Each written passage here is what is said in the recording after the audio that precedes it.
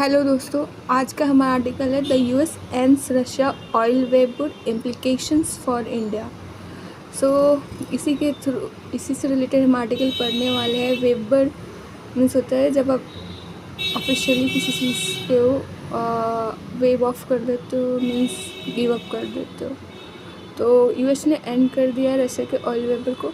तो इससे related article है। तो यूनाइटेड स्टेट्स का जो डिसीजन है कि वो रेस्ट्रिक्शंस को टाइटन करेगा अगेन। फिर से रशिया के सीबोर्न ऑयल ये ऐसा लगता है जैसे कि अनदर चैप्टर है द सैंक्शन, जो बैटल चल रहा है over the Ukraine war. Sanction battle जो आप देख रहे हो, पेनाल्टी वजह बट लेकिन जो बीनीथ द हेडलाइन, जो हेडलाइंस के जो नीचे जो मतलब जो अंदर जो रियलिटी छुपी होती है ना, उसकी अलग ही स्टोरी है।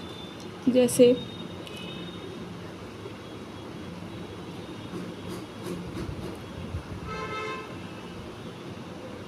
कैमरा थोड़ा ब्लर हो गया है, इसको ठीक होते ही मैं एक्सप्लेन करती हूँ। हाँ, जैसे कि one directly affects India and much of the development.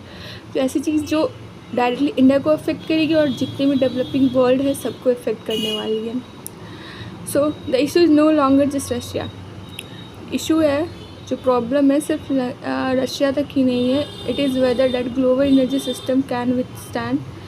ये वेदर है कि जो ग्लोबल एनर्जी सिस्टम है वो विथस्टैंड यानी कि साइमल्टेनियसली जियोपॉलिटिकल सॉस के साथ विथस्टैंड कर पाती है बिना किसी प्रोलॉन्ग इन्फ्लेशन, सप्लाई इनसिक्योरिटी और इकोनॉमिक इंस्टेबिलिटी के बिना क्या विथस्टैंड कर पाती है, ये देखना इम्पॉर्टेंट है। अक्रॉस एशिया फ्रॉम 3 साल से ऊपर हो गया। The world has attempted an unprecedented balancing act. जो अनप्रेसिडेंटेड मीन्स जो ऐसा कभी नहीं हुआ। जो बैलेंसिंग एक्ट है, keeping one of the largest oil जो एक्सपोर्टर्स होते हैं उनको बहुत ज़्यादा हैवी पेनल्टी के अंदर रखना, वाइल ट्राइंग जबकि मेंटेन करना कि एनर्जी प्राइसेस भी स्टेबल रहे। तो ये बैलेंसिंग एक्ट जो है ना, ये बहुत ज़्यादा फ्रिजाइल हो रहा है।